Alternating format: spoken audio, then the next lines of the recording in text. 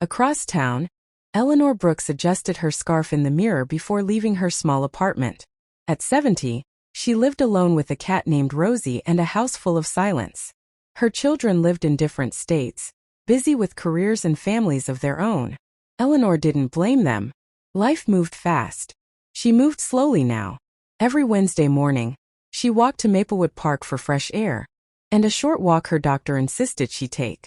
She never imagined that those simple steps would lead her back to a chapter of her life she thought was long closed. Henry and Eleanor had met when they were just 19.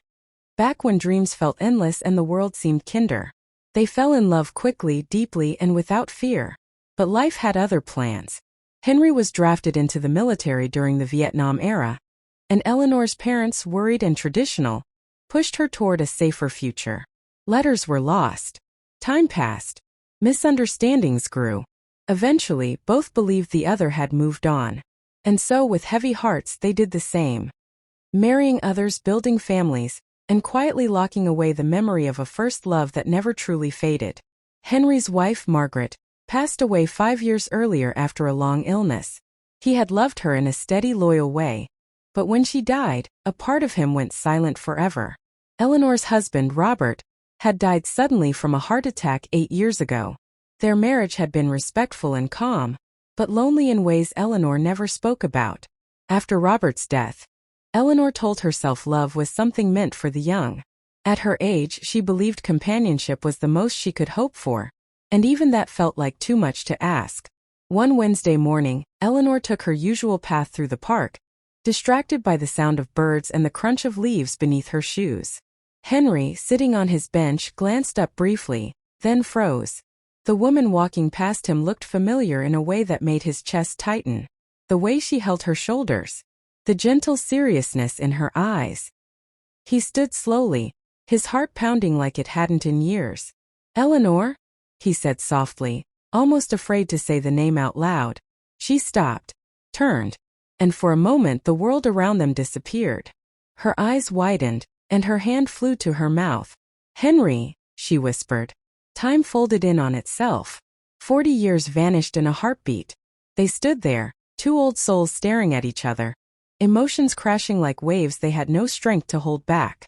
Tears came first, quiet, uncontrollable tears filled with everything they never got to say. They sat on the bench together that morning talking for hours. About their lives. Their marriages. Their children. Their regrets. And the love that never truly left. There was no anger. Only sadness for what had been lost and gratitude for what had been found again. In the weeks that followed, Henry and Eleanor met regularly. Coffee turned into lunches. Walks turned into long conversations. Slowly, carefully, they allowed themselves to feel again. But it wasn't easy. Fear followed them closely. Fear of judgment. Fear of heartbreak. Fear of hoping too much too late. Henry worried about what his grown children would think. Eleanor struggled with guilt, feeling as if she were betraying the memory of her late husband. Some nights, she lay awake wondering if reopening her heart was selfish. Some mornings Henry almost stayed home, afraid that loving again would only lead to more loss. One afternoon, after a misunderstanding that brought back old insecurities, Eleanor pulled away. She stopped coming to the park. Henry waited on the bench for days, his coffee growing cold in his hands. The silence felt heavier than loneliness ever had. Finally, Henry did something he hadn't done in decades. He wrote a letter. His hands shook as he put pen to paper.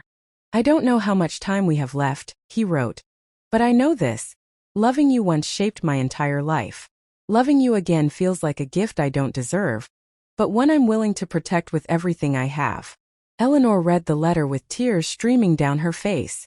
That night, she realized something important. Love wasn't something that belonged to the past. It was something alive, waiting for courage. The next morning, she returned to the park. When Henry saw her walking toward him, relief flooded his face. They didn't speak at first. They simply held hands, letting the warmth of human connection speak for them. Their relationship wasn't dramatic or flashy. It was gentle, honest, built on patience and understanding. They supported each other through doctor visits, family doubts, and the quiet aches of aging bodies. Their children, initially surprised, eventually saw how alive their parents became together. Smiles returned. Laughter filled rooms once quiet. One summer evening, as the sun dipped low, Henry took Eleanor back to the bench where they had first reunited. He didn't kneel.